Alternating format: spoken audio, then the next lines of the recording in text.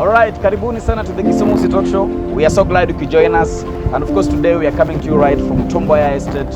And today we bring you a special social institutional interview with KMET, which is a reproductive health facility. So we are looking forward to a candid conversation. Stay tuned.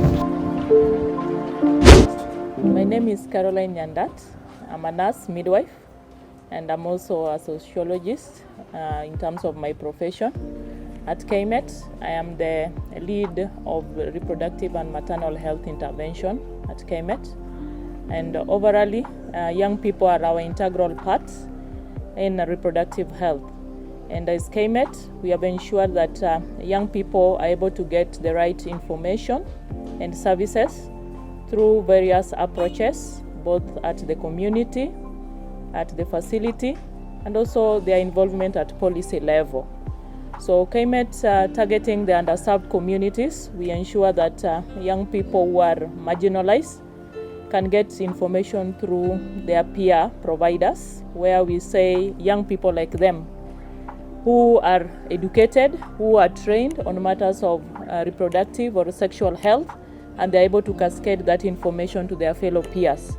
So they do this through an education session, a community dialogue session, or they can as well do it through a community baraza sessions.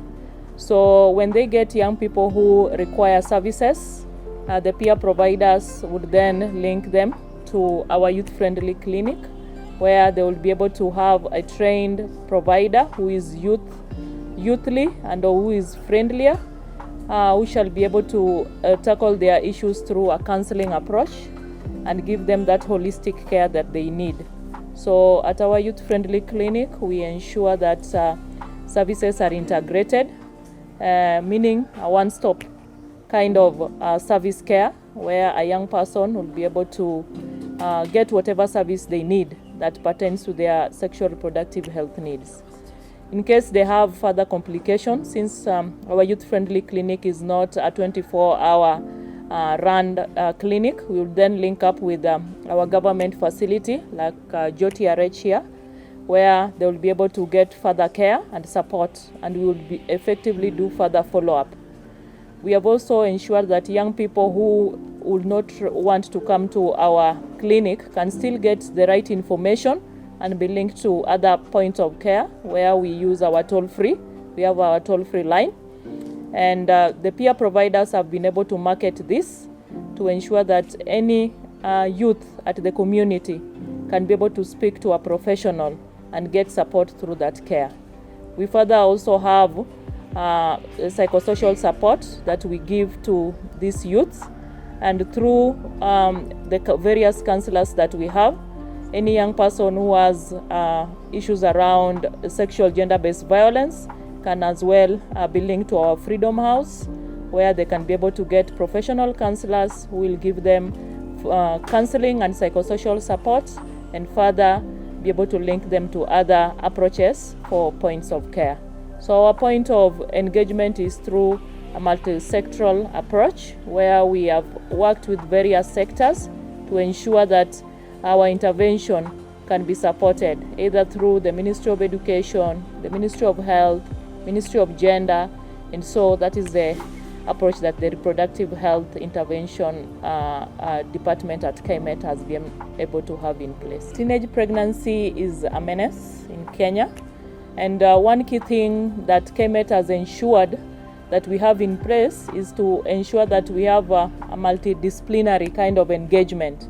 You can't go far by working alone, but you need others to work with to be able to reach your further destination. And so we've been able to ensure that we bring in the parents, we bring in the teachers, we as well bring in other sectors like Ministry of Education, so that the police, so that as we want to tackle the root cause of teen pregnancy, then we need also the other intervention of a parent supporting throughout that process. The police who then would want to support in terms of justice if then a girl has been defiled. You remember, teen pregnancies are those of young people who are still in school, and so they are still minors. and so it is categorized as defilement. And so we need also the police to be in place to be able to work with the gatekeepers, so that probably perpetrators can as well be put in their right custody if that then emerge. Then we also need the Ministry of Health, so that then they have various education sessions through school health approach, so that the schools can as well incorporate life skills into their sessions, so that even the young people themselves can know how best to prevent such teen pregnancy. So teen pregnancy is an approach that requires the young people themselves and their environment, or the actors around their environment, to be able to give them that supportive interventions to curb the high rise of the teen pregnancies. So the parting shot to the young people is that at KMET, we embrace every young person, and they are most welcome to get any information as well as services in our premise. And if they then will not want to come, they can as well access our toll-free line. So inawezekana, and so the young people should be able to know that it is their time, and so they need to seek information for their right decisions and choices. Right, my name is Emmanuel Oyer. I support communications and advocacy at KMET. KMET is an indigenous non-profit based in Kisumu. We've been with the community since 1996, promoting reproductive health, what you'd call a person's autonomy and right to decide who to have sex with, how to avoid pregnancy, how to avoid sexually transmitted disease, and all the journey to safe motherhood if one intends to give birth. So we champion access to quality and affordable reproductive health here in Kisumu and in other 35 counties in this country. All right, so karibuni sana, ladies and gentlemen. Of course, today we said we're having a social institutional interview, and of course, I'm honored to have Mr. Oyer gracing our set today. Karibu sana. Asante. All right, so of course, we are aware that KMET does a lot of projects for the youth and of course for the aged people in the community. But today we want to narrow down for interventions for the young people. So, but before we start, maybe you could just tell us about KMET. Thank you for visiting. KMET is a non-profit, a very local one based in Kisumu. We've been working with communities since 1996, and our interventions are based in 3 spheres. One, at the community, and we target those that we call underserved. Nice. These are people who cannot get resources equally like the rest of the population. Mostly, they live in the informal settlements, or they live in far-flung villages, or they could be here in town, but because of infrastructure, because of economic situations, they cannot get services like the rest of the communities. So we work at the community level with a package of information.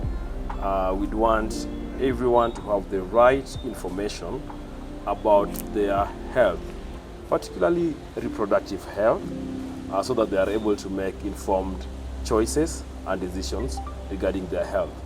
The next level where we work is at the hospital level, which we call the facility level generally. Yes. So at the hospital level, we work to empower the people who are offering services with additional information. For example, how do you handle young people?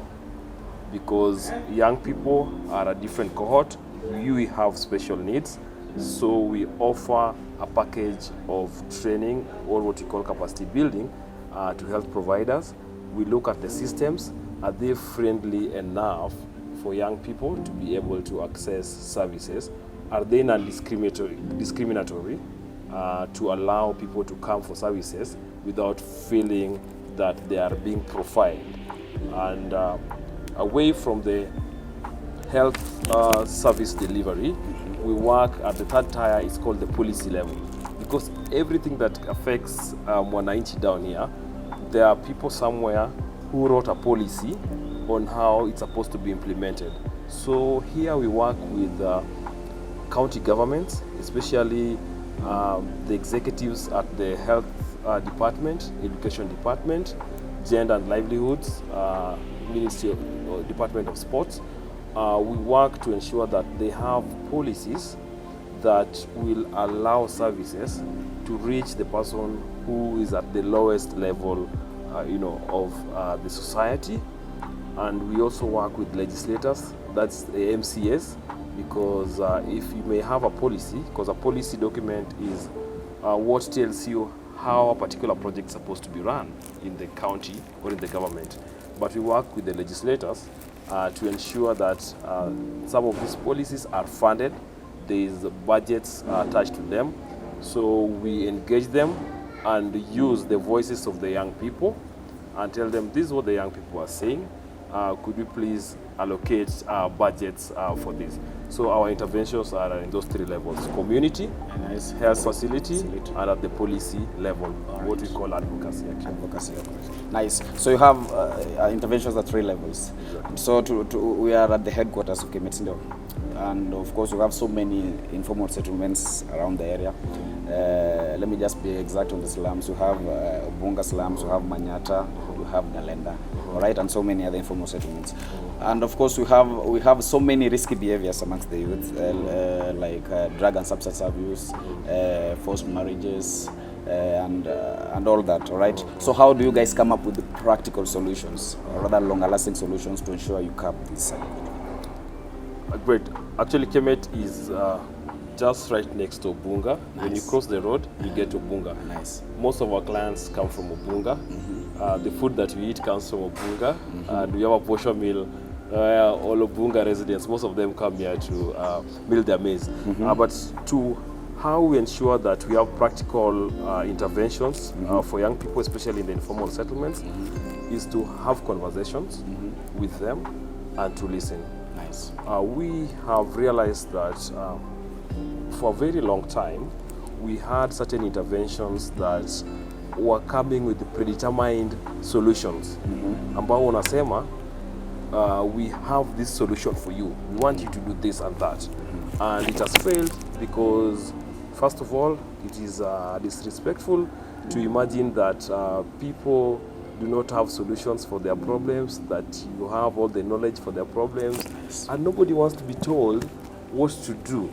People would want to make decisions, informed decisions, and for us, we try always to have conversations and ask people, for example, if we are talking about issues, for example, of teenage pregnancies, we have conversations with the young people, ask what are the issues, and then you realize that there are a lot of scenarios, and you realize that it's beyond somebody not only using contraception. You find there are a lot of social issues that surround teenage pregnancies, and it comes from the young people.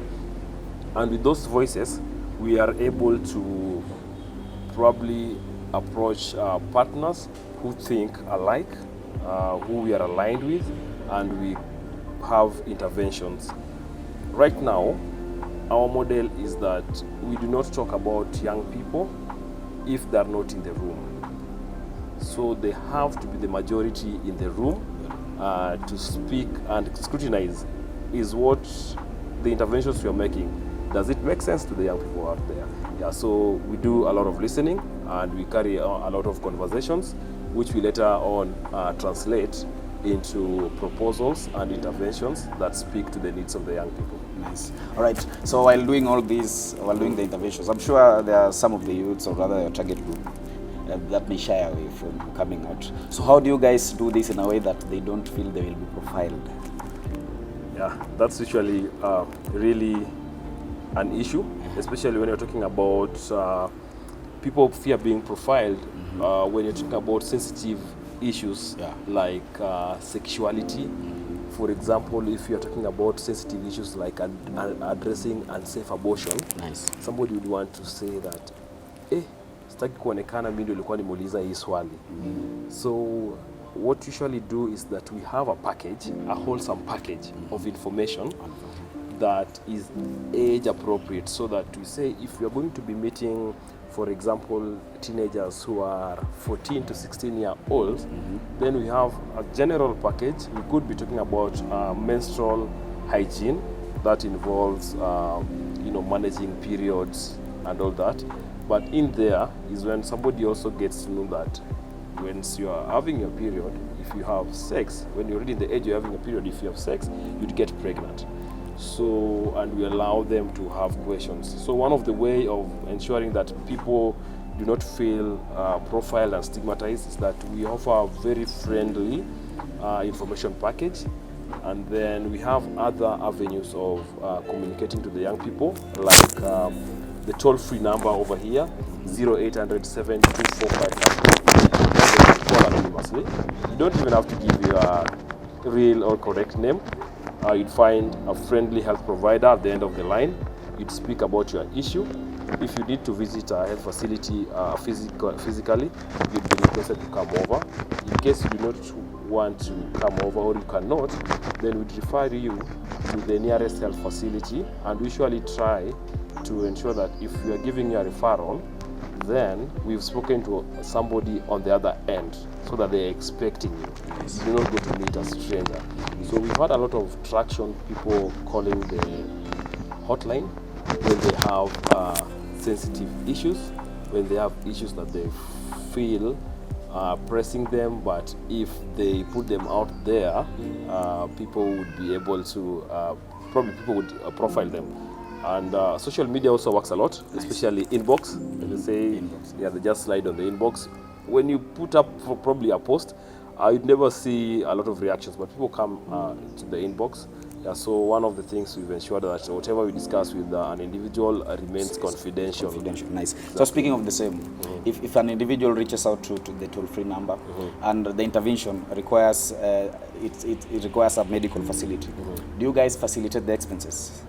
How we take care of the expenses in certain scenarios is that we have subsidized services. For example, contraceptive services.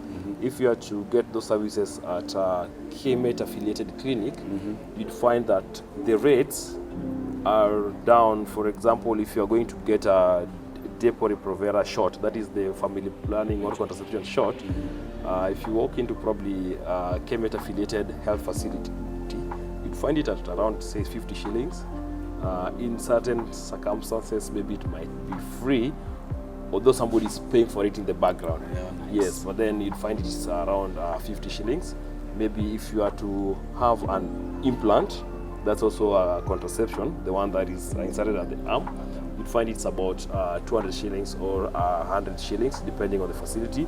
So we ensure that is done by working with these health facilities, linking them with the government, so that the government is able to provide them with these commodities, so that they don't have to buy. So through that linkage, we've already brought the price down, because cost is an issue. Healthcare, it's a burden actually. It's expensive, and those who do not have money, those who are poor, bear the biggest burden. They get issues. Those who have money can usually get services anywhere, anytime. Yeah, so we try to bring the cost down, but we do not pay for the services directly. Nice. You just subsidize the cost. Exactly. Nice. So building on my other question about profiling, so have you guys considered doing the interventions? While doing the interventions, have you guys considered involving the youths actually? All right, the youths, so that it acts like a safe space for the others. Exactly. To avoid profiling, we work with the youth a lot to be able to speak to their fellow youth. So in our model, we have people we call youth peer providers, or they call them YPP. You'd find that most of the time they either work in art groups or they are creatives like yourself, and they're people that we feel understand the community or the cohort of the young people that they're working with better. So our model is to train these people, arm them with information so that they act as agents of change. Somebody you can sit down over a drink, coffee, and say, gentlemen, hii inanifinya, and they'll be able to break it down to you in a manner that you can take, and then they refer you to professionals. So we have a network of youth peer providers. They act as representatives of the other youth, but to ensure that we are in touch with the community needs, we hold things that are called community health talks or community conversations, where we'd say we're looking at probably high school students, when people have closed school or we go to schools, we have conversation with them. There are times we just go and have conversation with men, the border guys, and the people who are doing all the sorts of business, and they're men. We have conversations with them. So yes, we involve the youth, but I still feel there's a lot of room for improvement in terms of involving young people. We need more young people in places of decision making. For example, in a health facility like ours, if it has a board, then we need to have a young person at that board. In big institutions like KMET and other institutions, we have an opportunity to give room to a young person to be part of the decisions that are being made. This will act, one, as mentorship to this young person. Two, it will allow us to be in reality of how young people think and their needs.